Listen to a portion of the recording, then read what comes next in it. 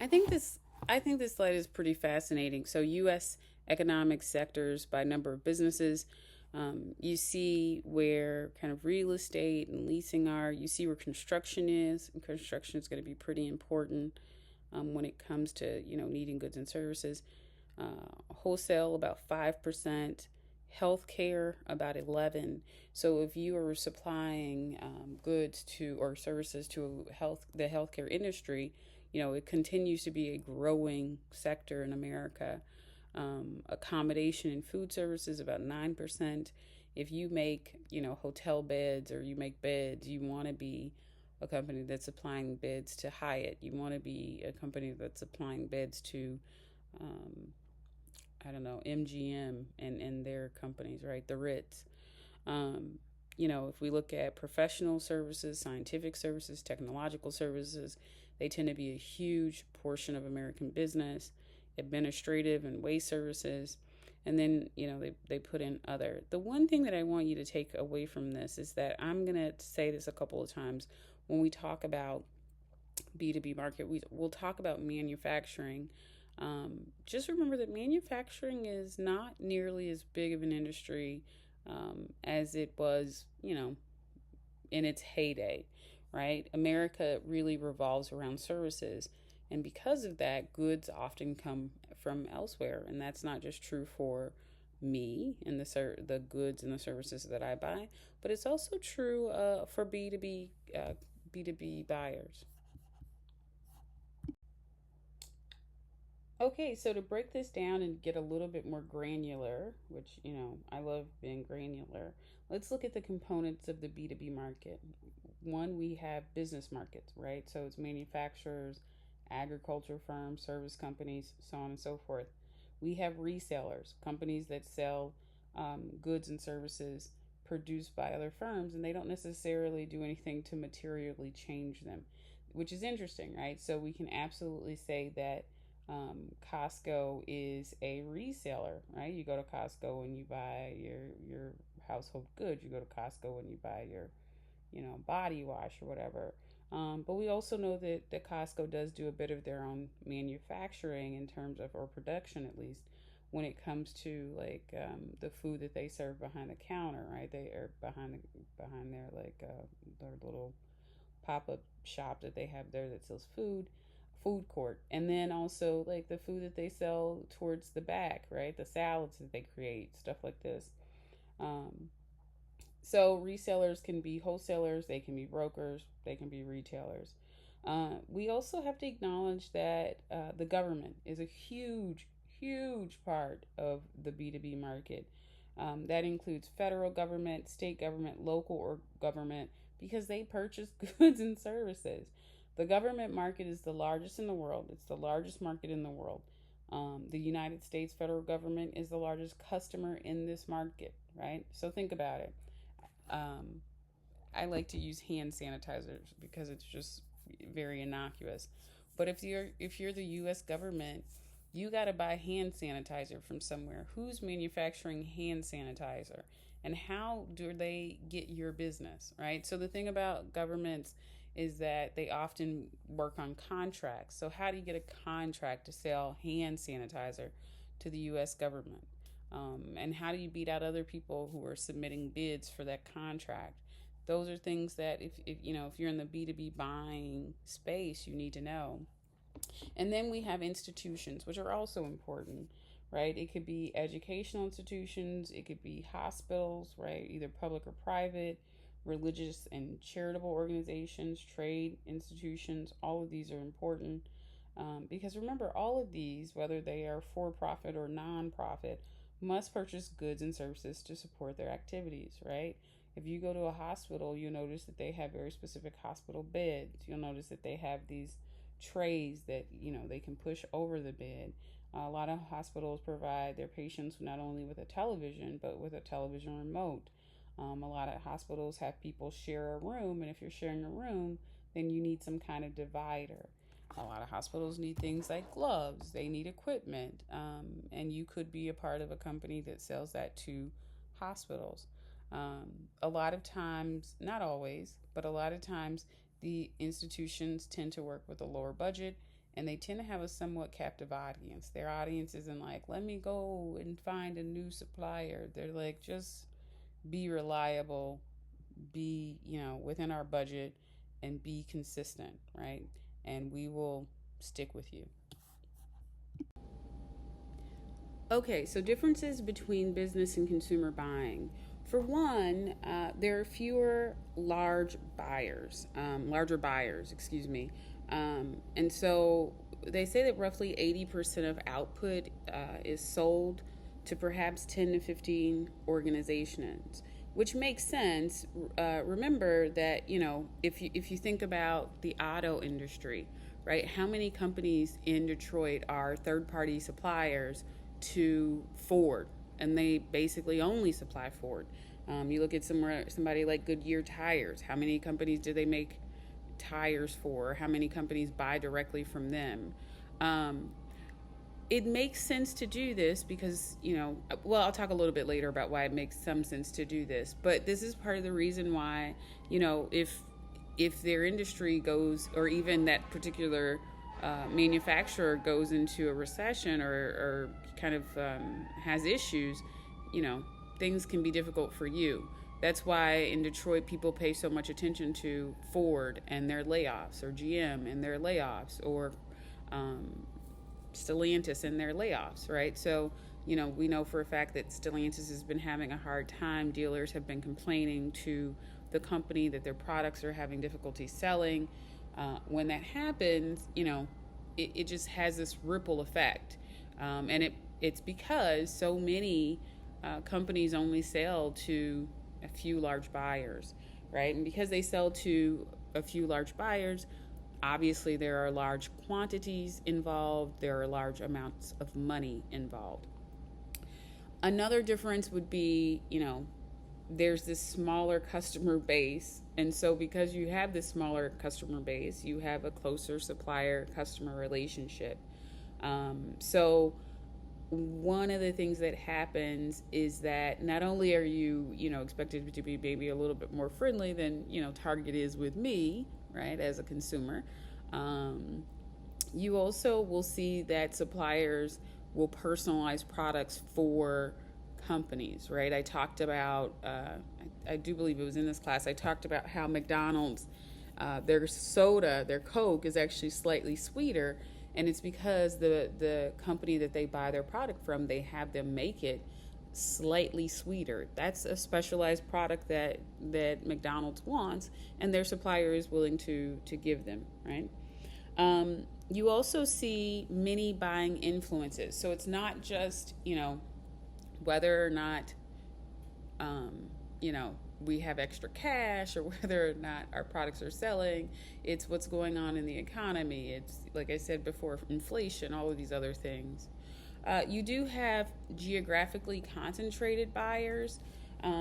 So for years, and I mean years, more than half of U.S. business buyers have been concentrated in 7 states: New York, California, Pennsylvania, Illinois, Ohio, New Jersey, and, drumroll please, Michigan, right? Makes sense, automotives here. So this does reduce selling cost, but it does lead to the need to really monitor things regionally, right? So if you're concentrated in 7 states, but you're selling to many more, right? You need to make sure that you understand what's going on in Washington and North Dakota and South Dakota and all these other places, because you're not there, you're not boots on the ground. And so you make sure you really need to monitor that. And then direct purchasing is another difference.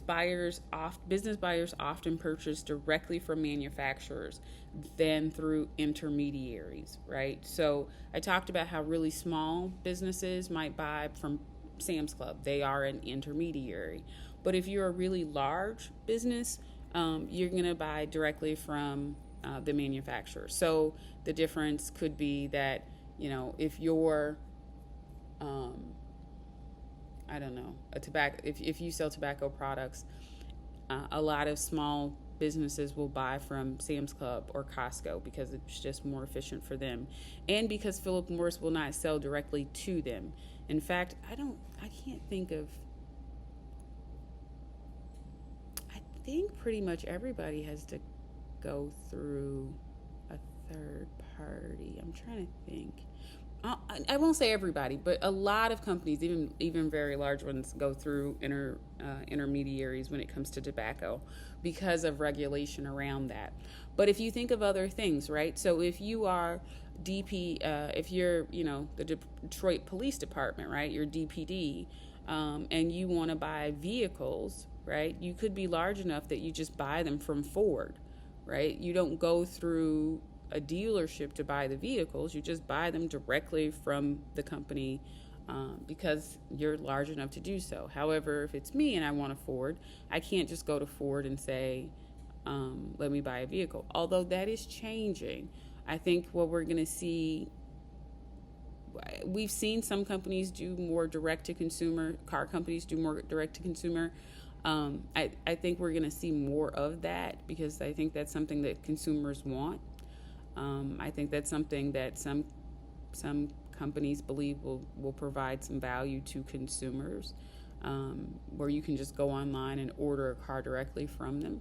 I think that along with hybrid and EV are going to put some pressure on dealerships. And so if you're a dealership, I hope you're reading the tea leaves there.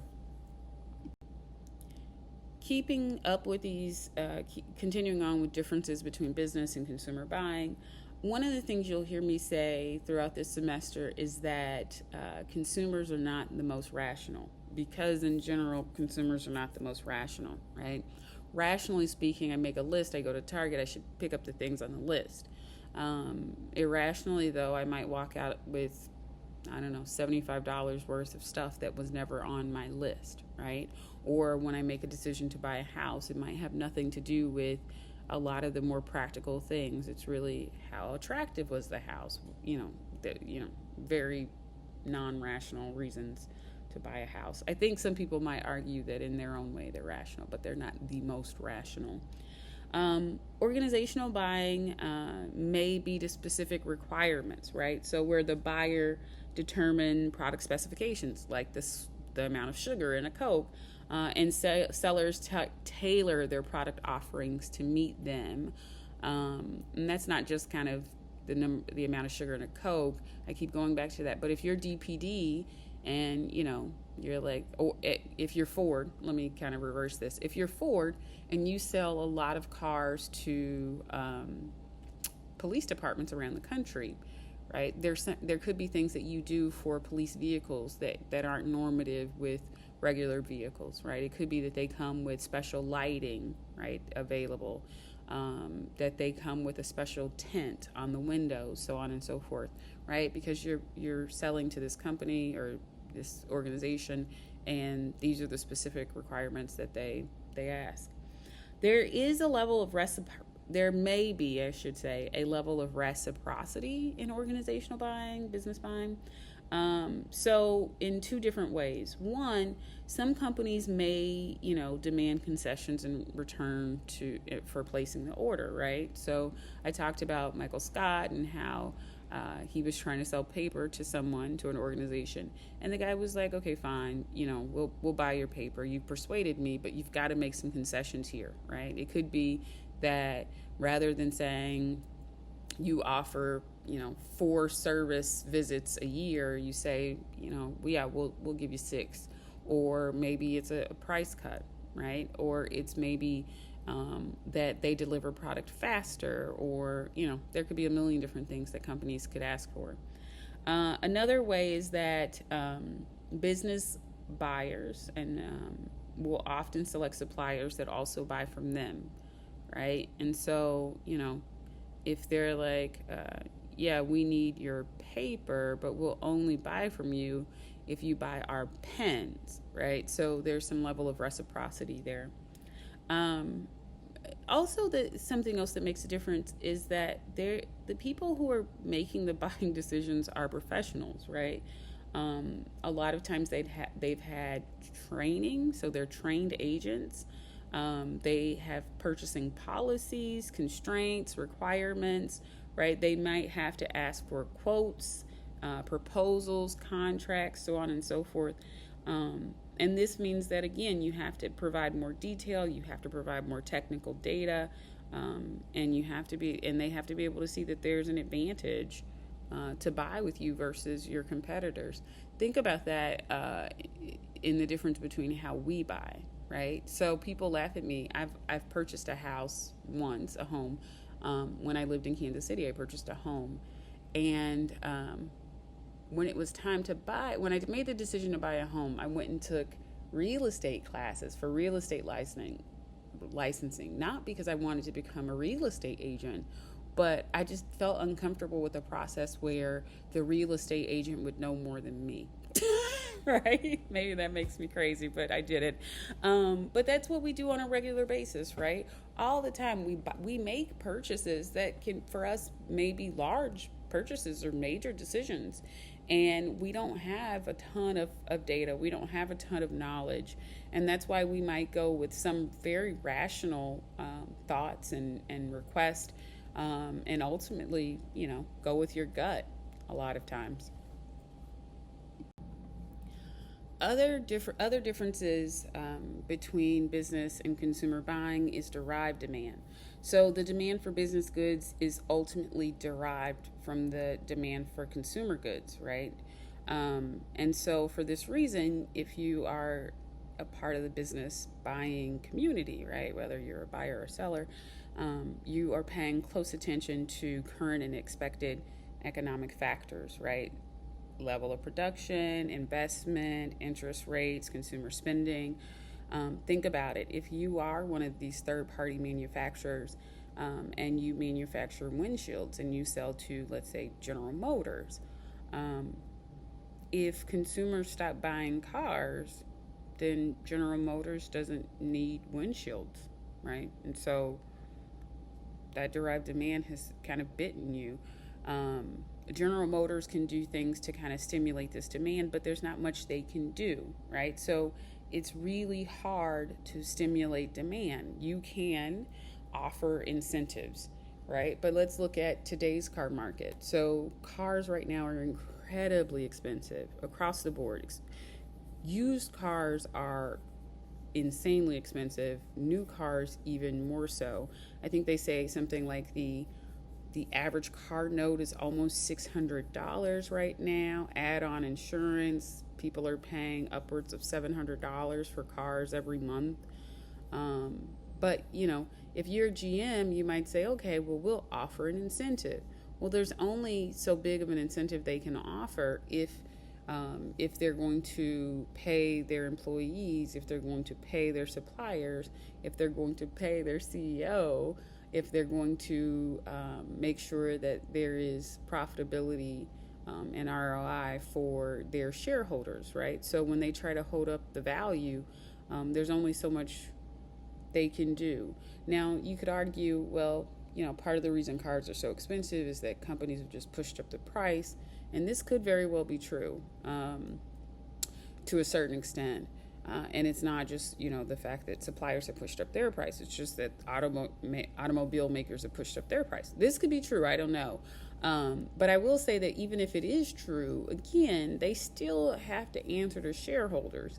And if they were to come out tomorrow and say, we're going to offer the biggest incentive we've ever offered, and we're going to slash the price of every car that you see by 15 grand, I'll say this, I think some people would need to be looking for another job. That's what I'll say.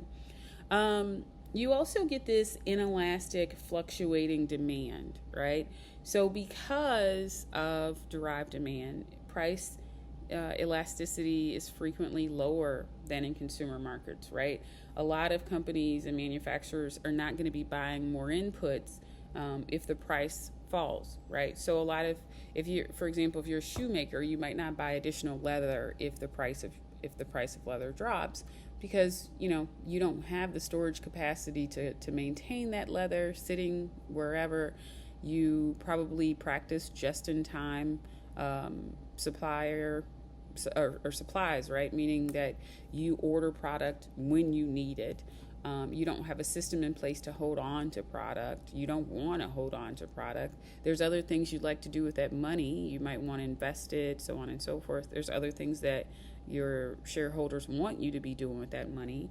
Now, that isn't always the case. Now, if you are savvy, or you're in businesses where you don't necessarily have to hold on to it, you might do something a little different. So, for example, when the price of gas goes down, what you'll often see is that airlines will do their best to negotiate what they call futures.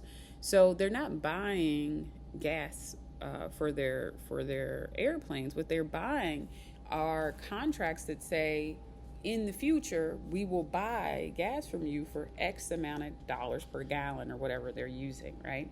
And if you are a shoe manufacturer, you may be able to do the same thing, but not all the time, and often not very frequently.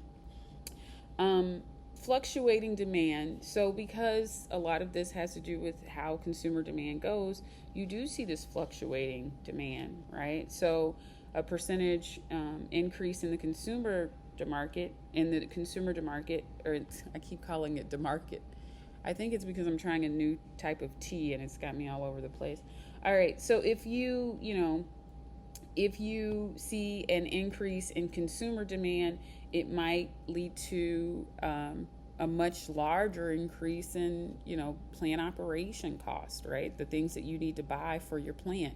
Maybe you need to buy more gloves, more hats, more, what do you call those? Outfits or uniforms for your people. These kind of things can be true. You also see the negotiation is pretty important in business buying, right? So it's not just, here's our offer. Okay, thank you. There's going to be some give and take there.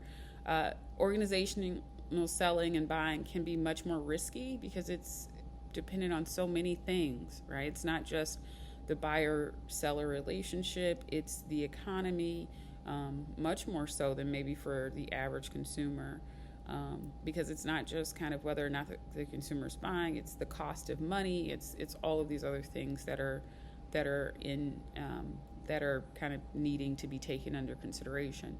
And for this reason, business buying and organizational buying oftentimes is more complex, right? I go to Target, I buy whatever. If you're a business buyer, you don't just go to Target and buy whatever, right? You have a lot more channels and a lot more people to talk to.